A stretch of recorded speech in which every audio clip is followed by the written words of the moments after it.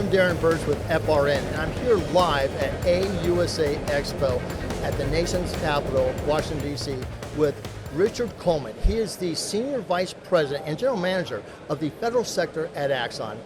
Thank you so much for being on our show and talking with us. It's great to be here. I'm excited. Seeing this, it's like I'm like a kid. I'm seeing all these, I call them toys, but they're such technical advancements, these gadgets. We're talking about the drones, we're talking about the tasers. I mean, there is even a robotic dog down there.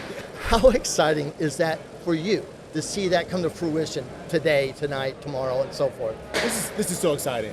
You know, it's been 2.5 years of COVID. It's been a number of days, months, years since we've had a chance to get together. I think it's amazing just to be here at AUSA. There's energy, it's electric, with our taser here as well. Yeah, we hear hot shots behind us. Exactly. And so it's been great. We put a lot of work into the show. The team's put a lot of work into the show. We've brought our partners out here. We've brought our technology out here. Our full team is here to really show the U.S. Army what it is Axon could do to help protect the base of the future. I love the idea of the base of the future, and it really is just the foundation moving forward. Presently, as far as some of these, I'll call them gadgets, and that way you can kind of fill in the blanks. When we're talking about the drones, what can they do? What are they capable of? I know environmental awareness, clearly. Can you kind of talk about their capabilities? Yeah, absolutely. So one of the big things that we do is we do sensors for the soldier. When you think about a sensor for the soldier, typically people think about the sensors that are actually on the soldier. So we do things like Axon Body 3, which is our latest body-worn camera.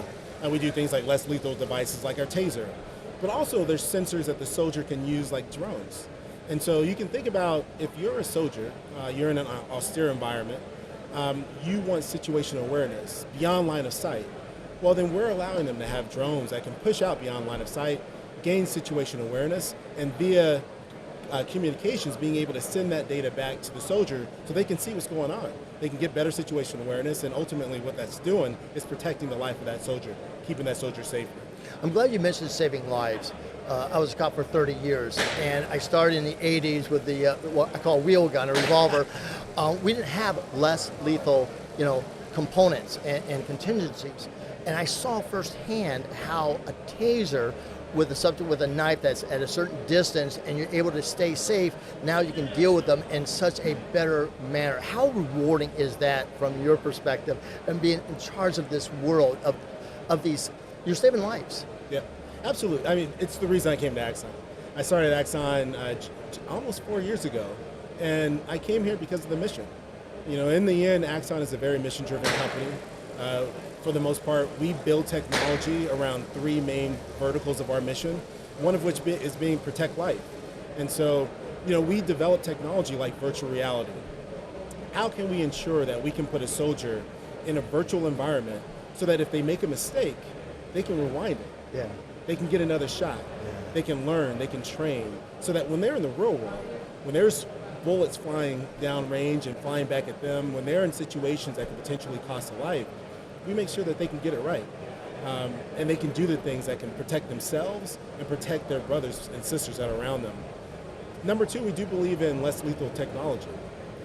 We believe that there are scenarios, especially on military bases today, where you're protecting veterans, you're protecting people that are serving our country.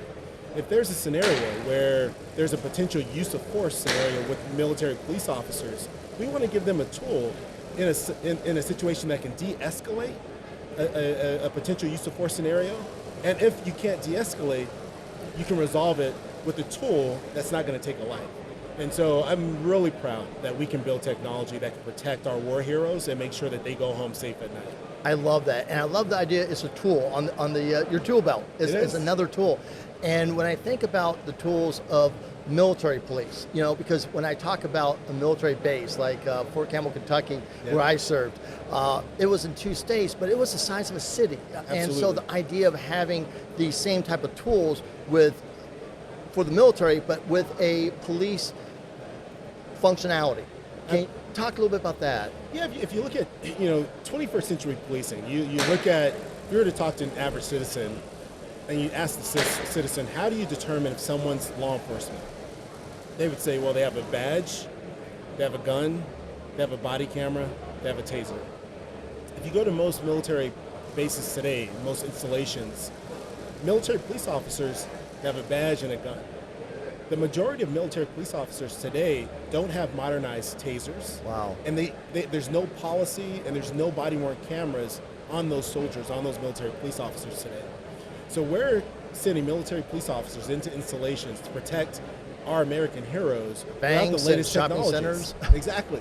And so, we fundamentally at Axon, we believe that our veterans, our military police officers should have the latest and greatest tools to ensure that they can do their jobs. So we believe they should have the latest taser that's modernized, the same one that state and local has, and probably even better. We believe that they should have body-worn cameras to ensure that it's capturing a level of transparency between them and interactions of their community. So those are things that we're pushing for, to ensure that they're equipped with that same technology. I love that about those two specifics, and then I think about drones, and drones, the capability of them to be, even with a canine dog, but whether it's military or police, you're still putting that dog's life at risk, in these dangerous situations. So, these drones can protect our four-legged friends as well. Talking about drones, I don't know if this is flights of fancy or if this the sky's the limit, but the capability of drones, is it ever increasing? Is the technology expanding? Are we at a shelf life as far as where we're at? Or could drones be programmable where they could respond to broken glass, let's say, or screams? Where are we at with drones? I think we're in the infancy. Oh, wow. I think you can think of drones in one of two ways. Drones that can save life, and then drones that potentially could take lives, right? From a save lives perspective, I see in the future scenarios where drones have artificial intelligence, where they can sense gunfire, they can sense a broken glass.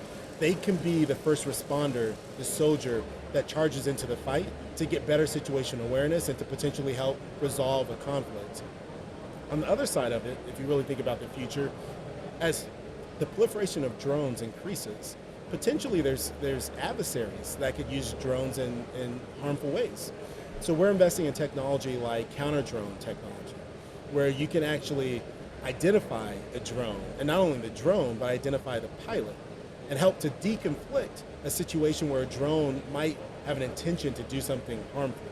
So now we can help deconflict that situation and make sure that that drone now is harmless and isn't going to cause harm to citizens and or soldiers. I love that, especially when you're talking about what the drones can do in the future, and like you said, the infancy. I love that.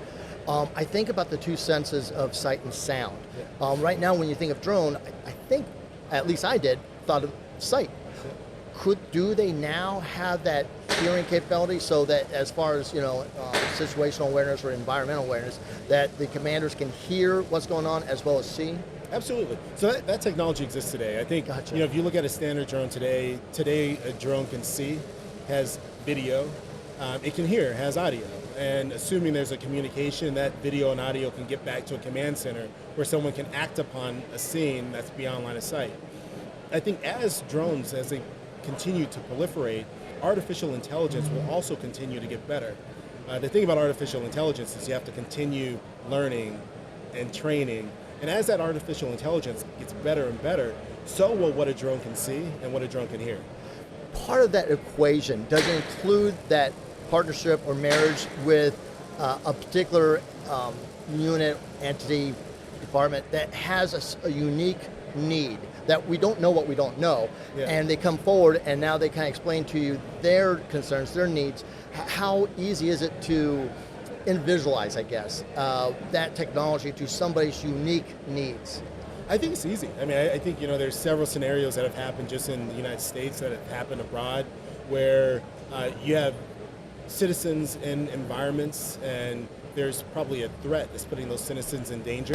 And there's two scenarios. I mean, there's one scenario where you can send a first responder or you can send a soldier into that environment. And now that soldier's in harm's way. Another scenario is now you have drones.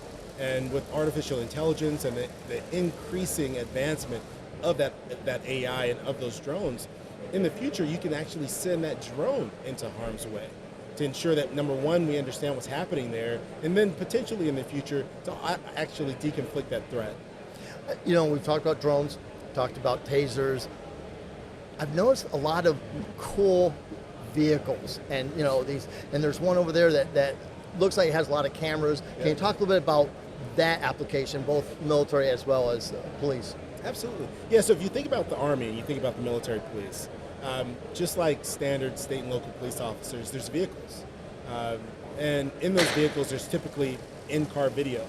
And so we're really excited. The U.S. Army, they're going to procure something called M-Fleets. M-Fleets is the next generation in-car vehicle. Essentially, you can imagine a police car.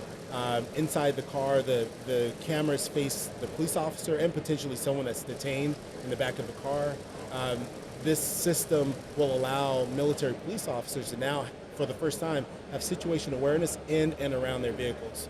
We're really excited to introduce our M-Fleets and our Fleet 3 solution. The Axon Fleet 3 solution is our version of an in-car video solution. It's the most advanced in-car video solution in the world. We provide up to 6 cameras inside the vehicle or around the vehicle. We have automatic license plate recognition. Wow. And so all the way up to 120 miles an hour, 2 cars on a highway, we can detect the license plate, make model of the car instantly. So we think it's going to be a game changer for the Army, and we really can't wait to start putting this in the hands of military police officers and on installations across the country. Yeah, and in the warfare today, again, when I was in military, thankfully I wasn't in any kind of combat situation, but so many times they are, these men and women, and the hostile environment, there's the good people and bad people in the same environment. So I can't even imagine how critical that is to have literally 360, vision around you in terms of that. Where do you see it going from here? I mean, it's like I'm at the point where my brain is ready to explode. Yeah. It's amazing where we're at. And again, older guy, but where do you see it going in the future in terms of keeping the soldiers safe in the vehicles, keeping them safe with the drones, with the hearing and capable, and the tasers? What's the next evolution, if you will? Yeah, I think from a Fleet 3 perspective, today we are on police vehicles. Okay. And so we're providing situation awareness in and around police vehicles. But the solutions we're providing are relevant for military vehicles that are deployed. We want to make sure that we're keeping our soldiers safe, whether it's domestically or abroad, whether they're military police officers on an installation or they're deployed carrying out the mission of the United States.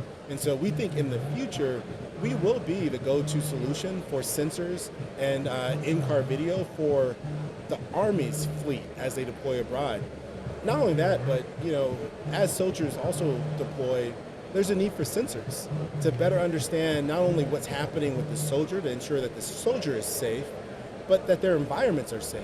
And so we believe our cameras today that are more law enforcement centric, we believe these same sensors can be used for soldiers as they deploy abroad to not only keep those soldiers safe, but to collect vital information, vital intelligence that we can then fuse together, provide a level of artificial intelligence to it, and give our commanders the advantage that they need.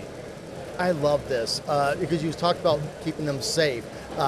My final, as we close, talk, if you would, talk to yourself 4 years ago and how excited you are where you're at today, telling yourself back 4 years ago, this was a great move, you love where you're at. Kind of talk, if you will, what would you say to someone else, if you will, looking at the future and keeping people safe with technology? Yeah, I think if I were to kind of fast forward 4 years from now, I think this whole concept where we're dealing with near-peer confrontations, where we are going to be operating in environments where it's not the traditional war. We're going to be operating in environments where we may not know who our adversary is, but we still have to carry out the missions of the United States. And I think in those environments, I think our soldiers are going to need to adopt more kind of 21st century solutions. They're going to need technologies that can help them protect life. They're going to need technologies that can help them have transparency and build trust with the countries that they're in. And they're going to need technologies to ensure that there's a level of justice between them and everything that they're trying to do across the world. And I think if we can be successful in deploying that to the United States Army, I think together we can change the world. Base for the future. Oh, yeah. I love it. Thank you so much for your time. It's Thank been you. an honor to talk with you. And thank you for joining us for this delightful and informative interview. Check out FRN and the other interviews at the live here at AUSA Expo.